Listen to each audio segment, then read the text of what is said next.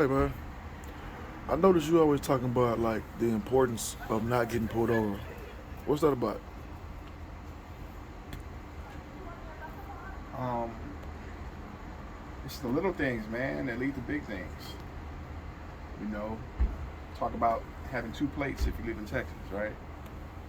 People gonna do things, right?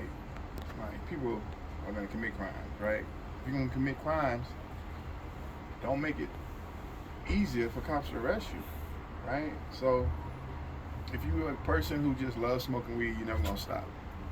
Understand that if a cop pulls you over and smells weed in your car, that gives them the right to search your vehicle without a without a warrant. It just makes it easier, right? And the reason is because basically the policy is uh, driving is a privilege, it's not a right. Okay. So the law allows for those type of things in the states where weed is still illegal. So if you like smoking weed, and a lot of people do, millions of people do, make sure if you live in Texas, you got both license plates. Make sure that your headlights are working. Make sure your brake lights are working. Making sure your registration is not expired.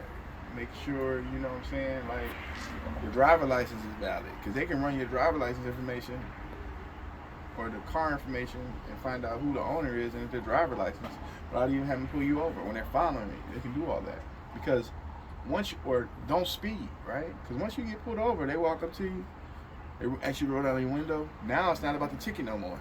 Now it's about, hey, I need you to step out the car. They search your car, find drugs, find guns.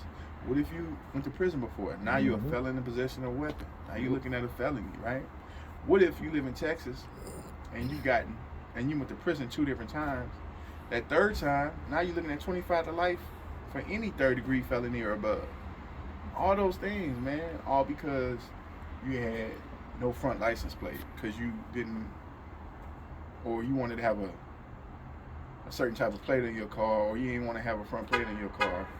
Just because of that decision, now you sitting in jail. Now, some people argue, no, you in jail because you committed a crime. Right? It's not that simple. One thing, being in the criminal justice system, when I say being in the criminal justice system, I worked as a prison guard, I was a probation officer, now I'm a public defender. Um, when I was a prison guard, one thing I realized is that only difference between me and them is they got caught. We Exactly. all have done stuff along the way. You know what I'm saying? So they got caught. Some people do more stuff. Some people had a close call and they said, I ain't gonna do nothing else. You know? Yeah. And it's a lot that goes into it, man. How many people had a little bit too much to drink in happy hour and driven home, and for whatever reason the cops didn't pull you over that night? You know? There was this thing I saw one time. They say the average person who gets arrested for DWI has probably driven drunk 30 times before they get put over. Yeah. You know what I'm saying? And if we really think about life, that makes sense.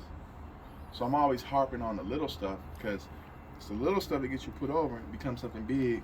Now you up here dealing with me, an attorney who you don't trust because I'm court appointed. I'm trying to help you out. But sometimes it's not easy. Sometimes it's not easy.